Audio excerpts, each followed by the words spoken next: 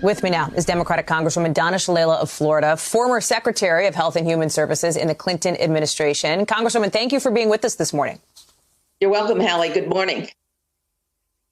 Good morning. So, as mentioned, you helped write that HIPAA law in 1996. We heard Dr. Conley talk about some of the president's health details, his medications, oxygen levels, but he says HIPAA stops him from saying other things like what the president's lung scans show. It read a little bit to some folks like cherry picking. Is that how HIPAA is supposed to work? Absolutely not. It's the president, the patient, that determines what information can be released. So it's on the president.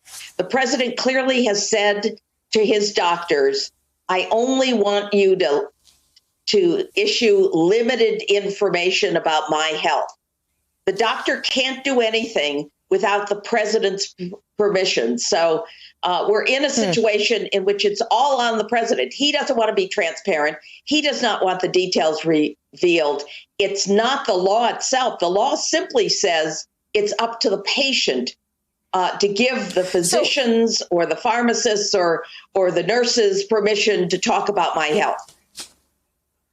To be crystal clear, then, if the president were to say to Dr. Conley, hey, go ahead and tell them about my lung scans, tell them everything that they want to know, the law, based on what the law says, Dr. Conley would be able to do that at that point. Am I understanding that correctly?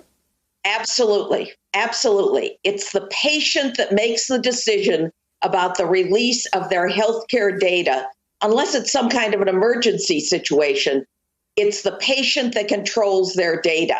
And no provider, no doctor, pharmacist, nurse, hospital can release that information without the patient's permission. Okay. So this is clearly on the president. You said a few days ago that you hope this experience could be a teachable moment for President Trump. We have seen him now out of the hospital. He tweeted people should not be afraid of COVID. We saw him take his mask off on camera before entering the White House. What do you think now? I think it's a teachable moment. I think it says to the American people that the president doesn't care about the health of the people who work with him and about the health of the American people. He just doesn't care. And that's the message that he has transmitted to all of us. One of your fellow Democratic Congress members, Jamie Raskin, is now out with a letter expressing what he describes as grave concerns about that motorcade trip the president took to wave to supporters outside Walter Reed, that drive-by. He wants to know more about the protocols for everybody involved. His letter goes on to point out contradictions with the CDC's own guidelines for people who test positive. Do you share Congressman Raskin's concerns? I do. And even the first lady said she was not going to visit the hospital because she did not want to put the Secret Service at any kind of risk. And here's the president hopping into his vehicle with two Secret Service drivers and others that he exposed so that he could wave like the Pope.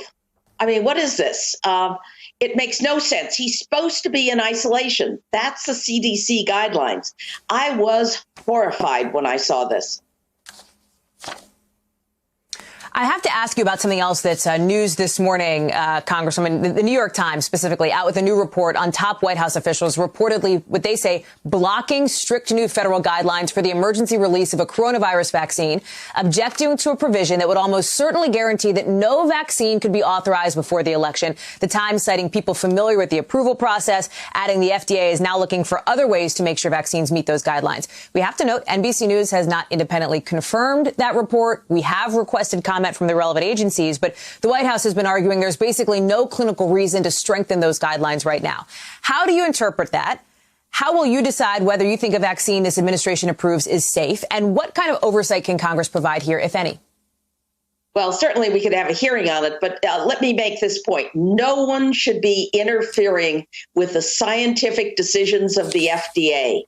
No one should be interfering with those guidelines. They're protecting our health. If they say they need 2 months of testing, if they say their panel has to follow strict guidelines, I'm sure that they will. But the White House is the last place that ought to be interfering.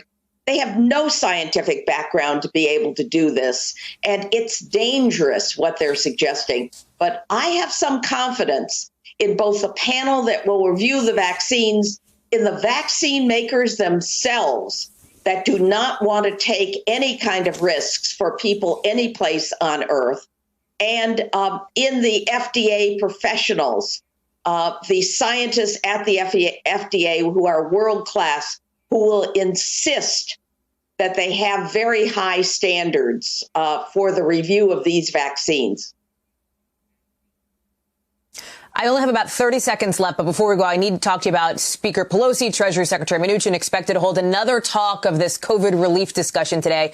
Still no idea, at least far from clear, on where the Senate would stand on a deal. What's your sense of what it's going to take to try to do something for Americans here?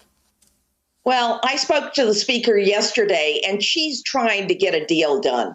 She understands people in my district are really hurting.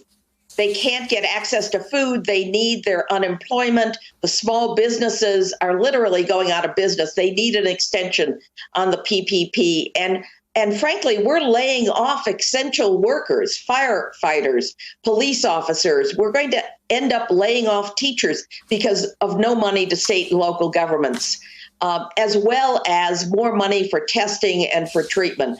Look, this is a very dangerous situation. We need to cut a deal. We've met them already halfway.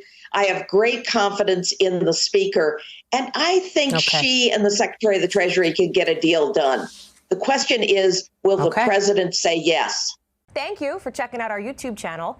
Why don't you subscribe? It's really easy. Just click on that button down there. And for more news from MSNBC, click on any of these videos here for the latest interviews and highlights. You can get more videos from MSNBC with our newsletters. Head over to msnbc.com/newsletters to sign up.